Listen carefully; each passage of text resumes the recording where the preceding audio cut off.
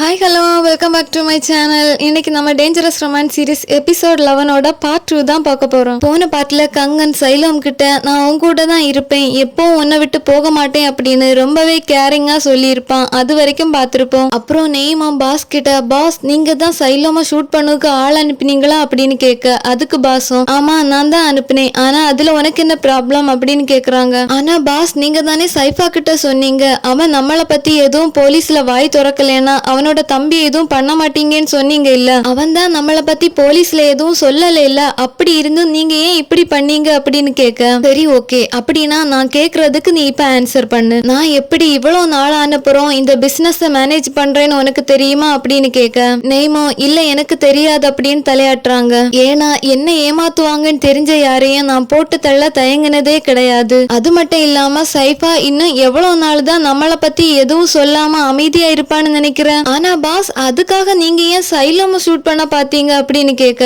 ஏன்னா நான் அவனை பயமுறுத்த நினைச்சேன். சாரின்னு ஒரு வார்த்தை கேக்குறத விட இப்படி பயமுறுத்துறது எவ்வளவு சேஃப் தெரியுமா. சரி சரி நீ இத பத்தி எல்லாம் ரொம்ப ஒரி பண்ணிக்காம உன்னோட வேலையை பாக்குற வழியை பாரு அப்படின்னு சொல்லிட்டு அவனோட பாஸ் உட்கார்ந்து ஜாலியா பேப்பர் பிளைன் விட்டுட்டு இருக்காங்க. நெய்முக்கு தான் இப்ப என்ன பண்றதுன்னு தெரியாம அப்படியே முழிச்சுக்கிட்டு நிக்கிறாங்க. அப்புறம் நெக்ஸ்ட் சீன்ல நம்மளோட கங்கன சைலமா கியூட்டா தூங்கிட்டு இருக்க, அப்ப ஹோட்டல் ரூமோட டோரை யாரோ வந்து நாக் பண்றாங்க. இந்த சத்தத்தை கேட்டு எந்திரிச்ச சைலம் கங்கனை எழுப்பி, கங்கன் டோரை நாக் பண்றது யாரா இருக்கும் அப்படின்னு கேட்க, கங்கனா அமைதியாரு நீ முதல்ல போய் ஒளிஞ்சுக்கோ நான் யாருன்னு பாக்குறேன் அப்படின்னு பயந்துகிட்டே போய் டோரை ஓபன் பண்றான். பார்த்தா அது அந்த ஹோட்டலோட ஸ்டாஃப். அவங்களா, சார் நீங்க கேட்டிருந்த டைம் முடிஞ்சிடுச்சு, வேணும்னா உங்களுக்கு டைமை எக்ஸ்டெண்ட் பண்ணணுமா அப்படின்னு கேட்க, அதுக்கு கங்கனும் ஆமா டைமை எக்ஸ்டெண்ட் பண்ணணும் அப்படின்னு சொல்லிட்டு காசு எடுத்து கொடுக்கறான். கொடுத்துட்டு அவங்க கிட்ட, சார் நெக்ஸ்ட் டைம் ஏதாவது கேட்கணும்னா எங்களுக்கு கால் பண்ணுங்க, இப்படி டோரை வந்து நாக் பண்ணாதுங்க அப்படின்னு சொல்றாங்க. அதுக்கு அவங்களும் சாரி அப்படின்னு சொல்லிட்டு கிளம்புறாங்க. அப்புறம் கங்கனா டோரை நாக் பண்ணிட்டு டைட்டா இருக்குதான்னு செக் பண்ணி பார்த்துட்டு சைலோம கூப்பிடுறான். சைலோமோ நாம இன்னும் எவ்வளவு நாள் தான் இப்படி ஒளிஞ்சுக்கிட்டே இருக்கிறது, எனக்கு இப்ப சைஃபாவை போய் பாக்குறது நல்லதுன்னு தோணுது அப்படின்னு சொல்ல, ஆனா சைலோம் அதுக்கு இப்ப என்ன தேவை வந்துச்சு, அவங்களால உனக்கு ஹெல்ப் பண்ண முடியும்னு நினைக்கிறியா அப்படின்னு கேட்க, ஆமா கங்கன் என்ன யாரோ 2 பேரும் ஷூட் பண்ண வராங்க, அது மட்டும் இல்லாம சைஃபா என்கிட்ட எந்த உண்மையும் முழுசா சொல்லவே இல்ல அப்படின்னு சொல்ல, ஆனா சைலம் நீ இன்னுமா நம்புற உன்னோட அண்ணன் என்னோட அப்பாவை ஷூட் பண்ணல அப்படின்னு. சரி ஓகே கங்கன் அப்படின்னா நீ இதுக்கு ஆன்சர் பண்ணு, அன்னைக்கு நைட்டு அங்க என்ன நடந்துச்சுன்னு உனக்கு தெரியாது, என்னோட அண்ணா இருக்க வேண்டிய இடத்துல நான் இருந்தேனா நீ நம்புவியா நான் உன்னோட அப்பாவை ஷூட் பண்ணி இருப்பேன்னு. கங்கனோ இல்ல கண்டிப்பா நம்பி இருக்க மாட்டேன் அப்படின்னு சொல்ல, அதுதான் ஏன் கங்கன், ஏன்னா நான் உன்னை நம்புறேன் சைலம், நீ அப்படி பண்ற ஆளு கிடையாது. ஆமா அதே மாதிரிதான் நானும் என்னோட அண்ணாவை நம்புறேன், என்னோட அண்ணாமா அப்படி பண்ணிருக்க மாட்டான், அதனால பிளீஸ் கங்கன் என்ன அலோ பண்ணு, நான் என்னோட அண்ணாவை பார்க்க போகணும். சரி ஓகே அப்படின்னா ஒரு கண்டிஷன், நானும் உன் கூட தான் வருவேன், ஏன்னா உன்னை ஷூட் பண்ண பார்த்தவங்க உனக்காக வெயிட் பண்ணிட்டு நின்னா என்ன பண்றது. சரி ஓகே என்ன அலோ பண்றதுக்கு ரொம்ப தேங்க்ஸ் அப்படின்னு சைலமா சொல்றான். அப்புறம் நெக்ஸ்ட் சீன்ல ஸ்கூல்ல ஆட்டோவும் மேக்ஸும் நவாவும் பிம்பாவும் கேண்டீன்ல உட்காந்து சாப்பிட்டுட்டு இருக்காங்க. இவ்வளவு நடந்த பிறகும் இவங்க எல்லாம் சேர்ந்து இருக்கிறத பாக்குறதுக்கு ஆச்சரியமா தாங்க இருக்கு. ஆட்டோவும் ஏன் இன்னைக்கு கங்கன் ஸ்கூலுக்கு வரல அப்படின்னு கேட்க, அதுக்கு மேக்ஸும் உண்மையை சொல்லணும்னா எனக்கு அதை பத்தி எதுவும் தெரியல, ஆனா நான் கங்கனோட இடத்துல இருந்திருந்தா கூட இப்படிதான் பண்ணிருப்பேன் அப்படின்னு சொல்றான். அப்ப நம்ம கையும் வாக்கிங் ஸ்டிக்க வச்சு நடந்துட்டு வரும்போது தடிக்கு கீழே விழ போக கை ஓடி போய் பிடிச்சிட்டு அவங்கிட்ட, பார்த்து நடடா நீ ஆல்மோஸ்ட் கீழே விழுந்திருப்ப, எனக்கு என்னமோ நீ இன்னொரு வாட்டி டாக்டரை போய் பார்க்கணும்னு தோணுது அப்படின்னு சொல்ல, பிம்பாவும் கை நீ உன்னோட பிசிக்கல் தெரப்பி எல்லாம் ஒழுங்கா எடுக்கிறியாடா, உனக்கு இந்த வாரத்தோட பிசிக்கல் தெரப்பி எல்லாம் முடிஞ்சிடும் இல்ல, இல்லாட்டி உன்னால உன்னோட காலை பழையது மாதிரி அசைக்க முடியாது அப்படின்னு சொல்ல, அதுக்கு கையும் எனக்கு தெரியும், ஆனா இப்போதைக்கு என்னால என்னோட காலை லைட்டா பெண்ட் பண்ண முடியுது, அது மட்டும் இல்லாம நான் நினைச்சு கூட பார்க்கல தெரியுமா பிசிக்கல் தெரப்பி எல்லாம் இவ்வளவு பெயின்ஃபுல்லா இருக்கேன்னு. இத கேட்ட ஆட்டோவும் இங்க பாரு கை நீ உன்னையே கொஞ்சம் புஷ் பண்ணி தான் ஆகணும், உனக்கு இன்னும் டைம் இருக்குது, உன்னோட ஃபியூச்சரே அத்லெட் தானே அப்படின்னு சொல்ல, இல்லடா எனக்கு அந்த லைஃப் போர் அடிச்சிடுச்சு, அது மட்டும் இல்லாம காலமா 5 மணிக்கே எழும்பி பிராக்டிஸ் பண்றது எனக்கு பிடிக்கல, இப்ப அது இல்லாட்டி என்ன அது மட்டும் தான் ஃபியூச்சரா என்ன அப்படின்னு சொல்றான். இப்படி கை பேசுறது எல்லாத்தையும் நவா பயலும் அமைதியா உட்கார்ந்து கேட்டுட்டு தான் இருக்கான். அப்புறம் நெக்ஸ்ட் சீன்ல கையும் நவா கிட்ட வந்து இப்ப எதுக்கு என்ன வெளியே வர சொன்ன அப்படின்னு கேக்குறான். இத கேட்ட நவா அவன் திரும்பி கையோட மூஞ்சிலே ஒரு பஞ்சு விட, இதுல ரொம்பவே கடுப்பான கடுப்பான கை இப்ப ஏன்டா என்ன அடிச்ச அப்படின்னு கேக்குறான். நவாவும் ஏன்னா நீ தான் இப்ப ஒரு அத்லட் இல்ல, அது மட்டும் இல்லாம நீ ரொம்ப நாளாவே என்ன இரிட்டேட் பண்ணிட்டே இருந்த, நீ தான் இங்க இருக்குதுல ரொம்பவே பெஸ்ட் மாதிரி பேசிட்டு இருந்த. ஆனா இப்பதான் தெரியுது நீ ஒண்ணுக்குமே உதவாத ஒரு குப்பைன்னு. உனக்கு ஒண்ணு தெரியுமா, இங்க ஒன்ன மாதிரி திறமையான நிறைய பேர் இருக்காங்க. நல்ல வேளையா நீ இதுல குவிக் பண்ணிட்ட, இல்லைனா அவங்க மத்தியில நீ காலியான இடம் மாதிரி இருந்திருப்ப அப்படின்னு சொல்றான். இத கேட்டு கடுப்பான கையோ நவா கிட்ட நீ இப்ப பேசுறத நிறுத்த போறியா இல்லையா அப்படின்னு கத்த. நவாவும் ஏன் நான் இப்ப பேசுறது உன்னோட வீக் ஸ்பாட்ஸ் ஏதாவது குத்துற மாதிரி இருக்குதா, உண்மையை சொல்லனேனா நீ ஒரு லூசர். இத கேட்டு கடுப்பான கையோ நவாவோட மூஞ்சிலே ஒரு குத்து விட்டுட்டு நீ இப்ப வாய மூட போறியா இல்லையா அப்படின்னு கேட்க. நவா பயலும் கொஞ்சம் கூட அசராம திருப்பிய கைய பார்த்து நீ ஒரு லூசர் அப்படின்னு சொல்றான். இத கேட்ட கைக்கா ரொம்பவே கோவம் வர நவாவை போட்டு தாறுமாற அடிக்கிறான். ஆனா நவாவும் கையோட அடிய தடுக்கிறானே தவிர திருப்பி அவனை அடிக்கவே இல்ல. இதுல கடுப்பான கைய நவாவோட ஷர்ட்டை பிடிச்சிட்டு ஏன்டா என்ன திருப்பி அடிக்க மாட்டேங்கிற அப்படின்னு கேக்குறான். நவாவும் ஏன்னா இதுதான் நீ கை, உனக்கு தான் ஃபைட் பண்ண பிடிக்கும். கையும் இப்போ உனக்கு என்ன வேணும், நீ ஏன் என் கூட வாக்குவாதம் பண்ணிட்டு இருக்க அப்படின்னு கேட்க.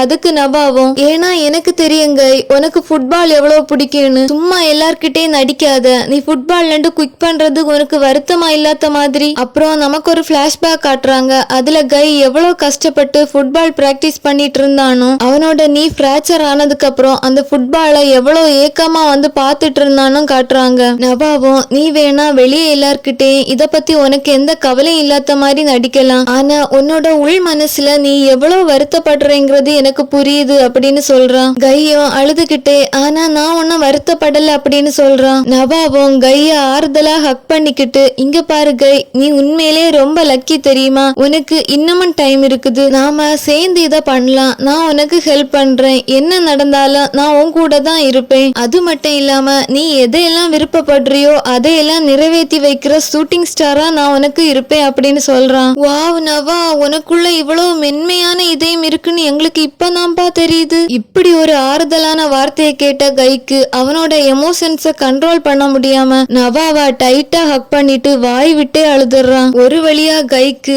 அவனோட கோவத்தையும் அவனோட மனசையும் புரிஞ்சுக்கிற மாதிரியான ஒரு பார்ட்னர் கிடைச்சிட்டாங்கப்பா. நாம சொல்லாமலே நம்மளோட மனசை புரிஞ்சுக்கிற மாதிரியான ஒரு லைஃப் பார்ட்னர் கிடைக்கிறதெல்லாம் வர இல்லங்க. அப்புறம் நெக்ஸ்ட் சீன்ல ஹாஸ்பிட்டல்ல கிராண்ட்மாவை தான் காட்டுறாங்க. நேம் கிராண்ட்மா கிட்ட வந்து கிராண்ட்மா நான் உங்களை பத்தியே யோசிச்சுட்டு இருந்தேன், அதனாலதான் உங்களுக்கு பிடிக்குமேனு ஆப்பிள் வாங்கிட்டு வந்தேன் அப்படின்னு சொல்றாங்க. கிராண்ட்மாவும் ரொம்ப தேங்க்ஸ் என்ன பத்தி யோசிச்சதுக்கு அப்படின்னு சொல்றாங்க. அப்புறம் நேமும் கிராண்ட்மா கிட்ட கிராண்ட்மா மிஸ்டர் காங் இப்ப எப்படி இருக்காங்க அப்படின்னு கேட்க.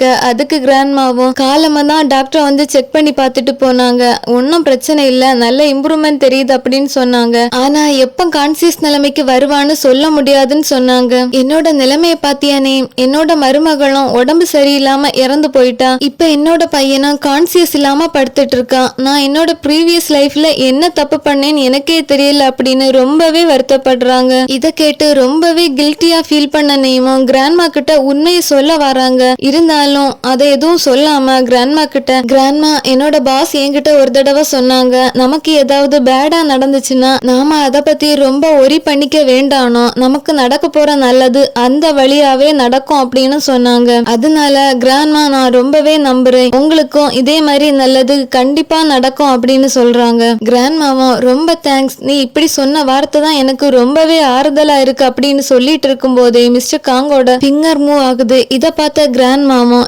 நீ இப்பதான் சொன்ன, அதுக்குள்ள நல்லது நடந்துச்சு பாத்தியா, நான் போய் டாக்டரை கூட்டிட்டு வரேன் அப்படின்னு சொல்லிட்டு போறாங்க. நேமுக்கு தான் என்ன பண்றதுன்னு தெரியாம முழிச்சிட்டு நிக்கிறாங்க. அப்புறம் பார்த்தா நேமோ அவனோட பாஸ் கிட்ட வந்து பாஸ் மிஸ்டர் காங்குக்கு கான்சியஸ் வந்துடுச்சு, அவங்களோட ஃபிங்கர் மூவ் ஆனதை நானே பார்த்தேன், அதனால அவர் கண்ணு முழிச்சு நம்மளெல்லாம் போட்டு கொடுக்க உள்ளாடி நாம எங்கேயாவது போய் ஒளிஞ்சுக்கலாம் அப்படின்னு சொல்றாங்க. பாஸா கூலா உட்கார்ந்து படம் பார்த்துட்டு அரட்டை அடிச்சிட்டு இருக்காங்க. இதுல டென்ஷனான நேம் டேபிள ஓங்கி தட்டிட்டு நான் சீரியஸா பேசிட்டு இருக்கேன், நீங்க என்ன பண்ணிட்டு இருக்கீங்க அப்படின்னு கேட்க. பாஸும் இங்க பாரு நேம், இது ஒன்னும் சீரியஸான விஷயம் கிடையாது, இத நானே பார்த்துப்பேன், நீ எதுக்கும் கவலைப்படாம இரு அப்படின்னு சொல்ல. நேமோ அப்படின்னா பாஸ் நீங்க என்ன பண்ண போறீங்க அப்படின்னு கேட்க. பாஸும் கன் எடுத்துட்டு வந்துட்டு அவனை நிரந்தரமா பேச விடாம பண்ண போறேன் அப்படின்னு சொல்றாங்க. இத கேட்ட நேமோ ஆனா பாஸ் வேண்டாம், நீங்க இப்படி பண்ணாதுங்க, இதை விட வேற ஏதாவது வழி இருக்கலாம் அப்படின்னு சொல்ல. ஓ அப்படியா, அப்படின்னா வாழ்க்கை முழுக்கும் போலீஸுக்கு பயந்துகிட்டு எங்கேயாவது ஒளிஞ்சிருக்க சொல்றியா, என்னால அதெல்லாம் முடியாது, நான் அவனை கொலை பண்ணதான் போறேன் அப்படின்னு சொல்லிட்டு கிளம்ப நெய்மும் பாஸோட முன்னாடி கன்னை பாயிண்ட் பண்ணிக்கிட்டு நீங்க இப்படி பண்ண நான் விட மாட்டேன் அப்படின்னு சொல்றாங்க. பாஸும் சரி ஓகே அப்படின்னா என்ன ஷூட் பண்ணனேன்னு முடிவு பண்ணதுக்கு அப்புறமா யோசிக்க எல்லாம் கூடாது அப்படின்னு பேசிட்டு இருக்கும் போது பின்னாடி நின்ன அடியாள்ல ஒருத்தங்க நெய்மோட மண்டையிலேயே மசாலாவை தடவி படுக்க போட்டுறாங்க. அப்புறம் பார்த்தா பாஸும் அவங்க கூட உள்ள 2 அடியாட்களுமா கையில பழக்கூடைய வச்சுக்கிட்டு ஹாஸ்பிட்டலுக்கு மிஸ்டர் காங்க போட்டு தள்ள டிப் டாப்பா வராங்க. அப்புறம் பாஸ் அவங்க கூட வந்த 2 அடியாள்ல ஒருத்தங்க கிட்ட நீ காரை போய் ஸ்டார்ட் பண்ணி ரெடியா வச்சுக்கோ, அப்புறம் நீ இங்கே வெளியே வெயிட் பண்ணு, யாராவது வராங்களான்னு பார்த்து என்கிட்ட சொல்லு அப்படின்னு சொல்லிட்டு ரூமுக்குள்ளாடி போறாங்க. அப்புறம் நெக்ஸ்ட் சீன்ல நம்மளோட கங்கனும் சைலோமும் சைஃபாவை பார்க்க போயிட்டு இருக்கும் போது நெய்ம் சைலோமுக்கு போன் பண்ணி சைலோம் சீக்கிரமா ஹாஸ்பிட்டலுக்கு போ, மிஸ்டர் காங்கோட உயிருக்கு ஆபத்து அப்படின்னு சொல்றாங்க. சைலோமும் கங்கன் கிட்ட கங்கன் சீக்கிரமா ஹாஸ்பிட்டலுக்கு போ, உன்னோட அப்பாவோட உயிருக்கு ஆபத்தான் அப்படின்னு சொல்றான். கங்கனும் வேகமா பைக் எடுத்துட்டு கிளம்பி வந்துட்டு இருக்கான். அப்புறம் பார்த்தா பாஸும் ரூமுக்குள்ள போய் சுத்தி முத்தியும் யாராவது இருக்குன்னு செக் பண்ணி பார்த்துட்டு பில்லோவை எடுத்து மிஸ்டர் காங்க அமிக்கி கொலை பண்ணலான்னு பார்க்க கரெக்டா நம்மளோட கங்கனும் சைலோமும் வெளியே நின்று அடியால அடிச்சு போட்டுட்டு உள்ளாடி வராங்க.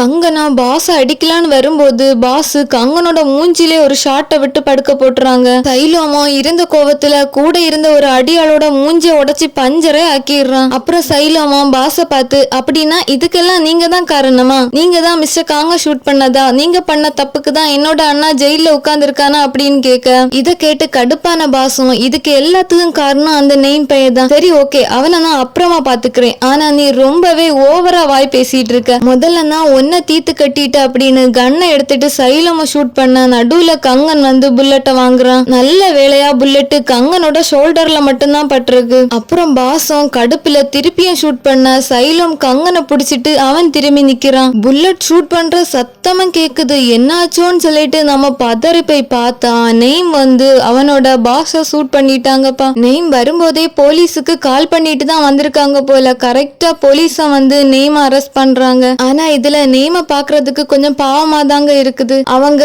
எந்த குழிக்குள்ளண்டு வெளியே வரணும்னு நினைச்சாங்களோ அதே குழிக்குள்ளேயே திருப்பி போய் விழுந்துட்டாங்க.